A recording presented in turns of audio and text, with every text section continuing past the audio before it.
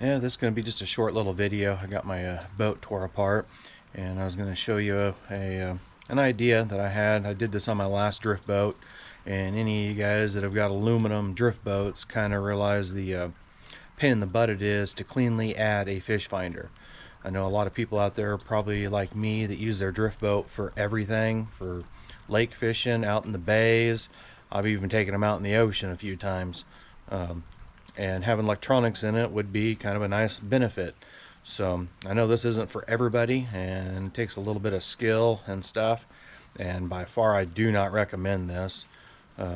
I've had good luck doing it, and like I said, I've been welding for 30 years. I do it as a career, and even on the side I do quite a little bit of welding, but there is a lot of risk involved in doing it this way. So I'll show you what I'm doing, and you can kind of make up your own mind. So I have built a little weld-in flange. Looks like yay.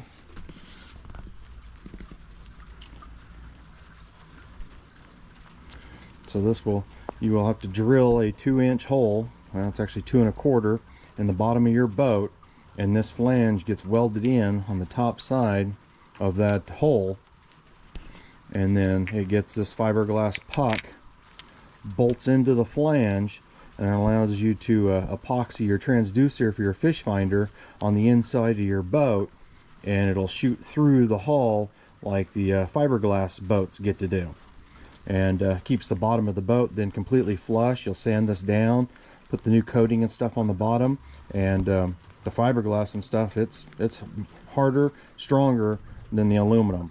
But there again, you know, there's a lot of room for error for other people that want to try to do this. You know, the different aluminum alloys, different stuff that the boats are built out of, there's no telling if it's weldable.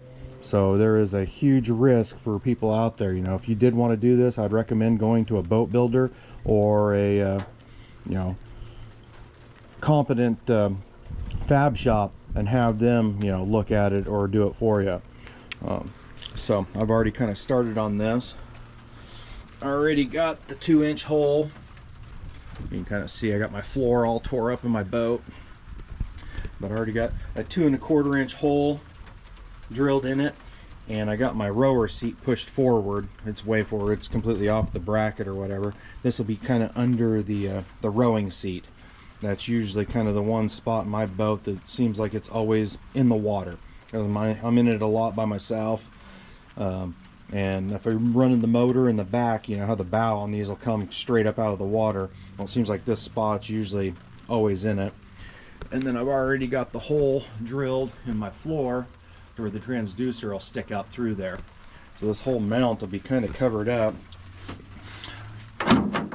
It'll just drop down in that hole, get welded in, and then that all gets covered up in my boat. Other people's, you know, could vary, could be a little bit different. Let's see if I can get a picture of the bottom using a GoPro, so I don't know how well that's picking up. That'll all get welded in and then sanded flush.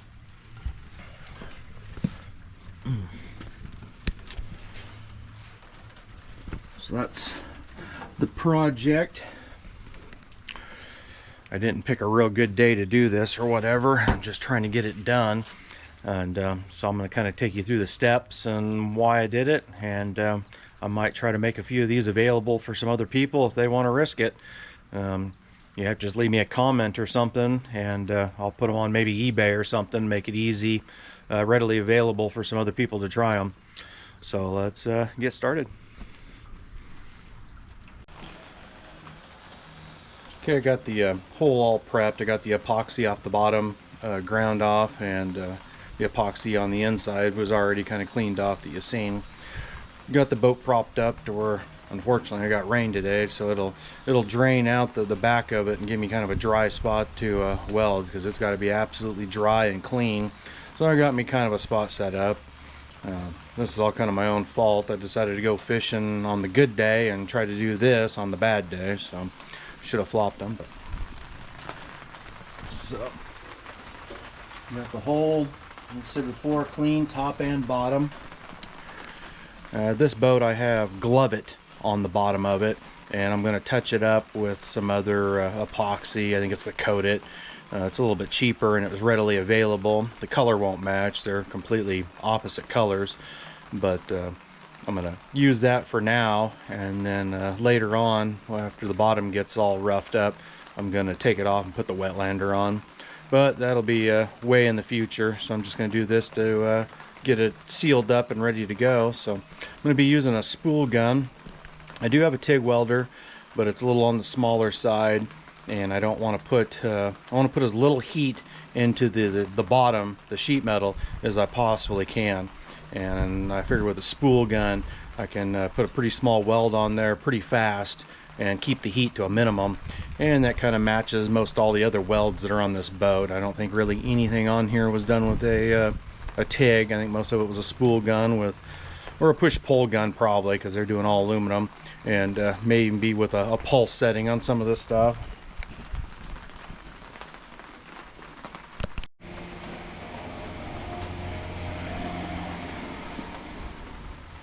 Alright, I got my part all prepped, and I'm just using some clamps down through the hole to kind of hold it in place.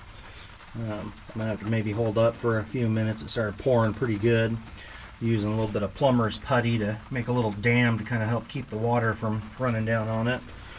But I'm gonna blow this out real good, heat it up. You got to make sure all the moisture's out from underneath that thing, because you'll start welding and it'll get some porosity. You're not going to get a real nice weld. So this is far from an ideal conditions to be doing this in, but got to do what I can do to get it done. I'm not going to get into a whole lot of the details of welding it. I'm leaving that upon yourself to figure out, or to find somebody qualified to do this. Just finished getting it welded in. Not horrible, but it ain't pretty. I started and stopped a lot of little tiny welds, because I wanted to keep it as cold as possible, keep from warping the sheet metal, the aluminum bottom in this. So it's lots of starts and stops, and everywhere where I've started and stopped, it's humped up a little bit, but I can live with that. This all gets covered up underneath the floor, so nobody will see it. And then the puck will drop in and gets bolted in, which I do see one of my holes I'm gonna have to clean out. Welding underneath, it burnt up into one of the threads, and so I'm gonna have to clean that out, drill it out a little bit, and use a bottom tap and just kind of clean it up. Should be fine. All my bolts and stuff will get Loctited in, so they'll be good and sealed. On the bottom, I already partially sanded it. I had it beveled so that I could get a little bit of penetration in there for when I sand it, but I'm going to kind of wait till I get the puck all put in, epoxied in there, and then I can sand it all flush. So I was going to just kind of stop right there till I got a little further. But yeah, should be freaking nice having a fish finder cleanly installed in a drift boat. This is what it looks like with the little foam dam that they provide with you, and then I've got masking tape around it, so it does leave, you know, a little bit of a gap down in here where I got it sitting on top of these screws. So it's going to take a little bit more epoxy to get this filled up where it needs to be to get a good seal, but shouldn't hurt anything. If not, it'll just help reinforce everything on here, make it just a little bit stronger.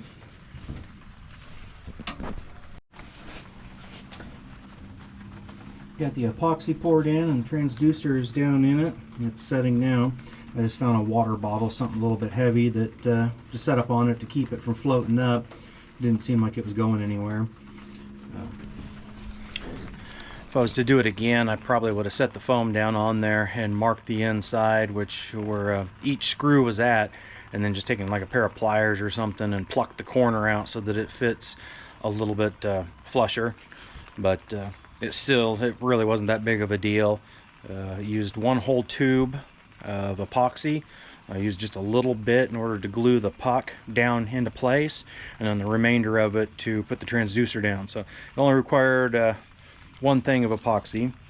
The screws were all put in with blue Loctite so that they could be removable in the future if anything happened and needed to pull them out or something to cut the transducer off, make it a little bit easier to get kind of a flush cut on there.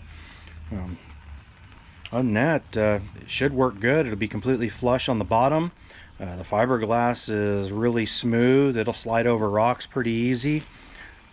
I've kind of did a little bit of weight testing with it, and I've had about 800 pounds on the puck and never had it break or anything crush or the screws or anything pull out. So it's good for, you know, 5, 6, 7, 800 pounds or so without any problems. And then even with the fiberglass, if something does get damaged or something happens or scratches, fiberglass is pretty easy to fix. You can go get a fiberglass kit at any hardware store and redo the scratches and stuff, fill them in, sand them down, and redo your epoxy coating on the bottom of your boat and be good to go. So everything should be fully repairable. This puck though, epoxy in it and the way that it's all put in, it's really borderline permanent. In order to get that thing out now, you would have to really do some drilling and cutting and grinding to get it out, and then pour a whole new fiberglass puck to put it in there.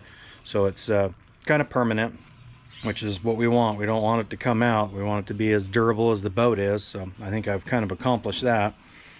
Did some testing with it before I even put it in, and taking it out in like 100 feet of water, and it read just as clearly. I couldn't see any difference shooting through the puck or just having the transducer in the water. So there really wasn't any loss in sensitivity or anything with it. The only problem I could see is if you're underway and you're full tilt on the motor, and the bow comes up, you're going to get a little bit of air that's going to come down underneath the boat, and that's probably going to mess up at reading the bottom real accurately. But trolling and then everything else, and if you're just floating rivers or whatever, it should just read flawlessly, depending on where you get it put in the bottom of your boat. You know, it's the big thing is you kind of want to make sure that you get it in a spot that is always in the water. You know, my rower seat, usually the center of it line is right here. It's right over the seam, and I'm going to have just kind of back of the center line of my rower seat, and that's usually a pretty good spot that's always kind of in the water. Not much more of that would be sticking out. I mean, I guess if I had a ton of people, 2 heavy people up front and going down, it could possibly stick up out of the water, but I doubt it. But if you were worried about something like that, you could maybe go center forward of the center line and put it in there. This was just easy and convenient because my floor, I only had to remove just this one little panel here to access this part. If I wanted to do the next one, it'd be a lot more stuff I'd have to remove and screws in order to remove the next panel. The seam of it's underneath kind of my front bench seat. So that is it. Like I said, if anybody is kind of interested in trying to do one of these themselves or have somebody put one in, you know, leave me a comment or something, and I'll put them on eBay. I'm not going to give them away for free because they take quite a few hours to put together, and some materials and stuff and lathe work. But if you want to try it, you know, hit me up and I'll put some on there, make them available where people can try them. I'm not guaranteeing anything with them. I've built one on an older boat and absolutely loved it. It was really kind of crudely done, but it worked. It worked really well, and it allowed you to run electronics, a fish finder, in a drift boat, aluminum drift boat. So, you know, there again, you got to kind of know what you're doing on this and what grade of aluminum and what you're welding to. You know, if you got an old pop riveted John boat, flat bottom John boat or something you're trying to put this in, I probably wouldn't recommend it because that grade of aluminum is probably not weldable, and it might hold at first and it might hold for the life of the boat. You never know, but it could fail, and if it does, it could fail catastrophically. I mean, it could crack out in one piece and come completely out.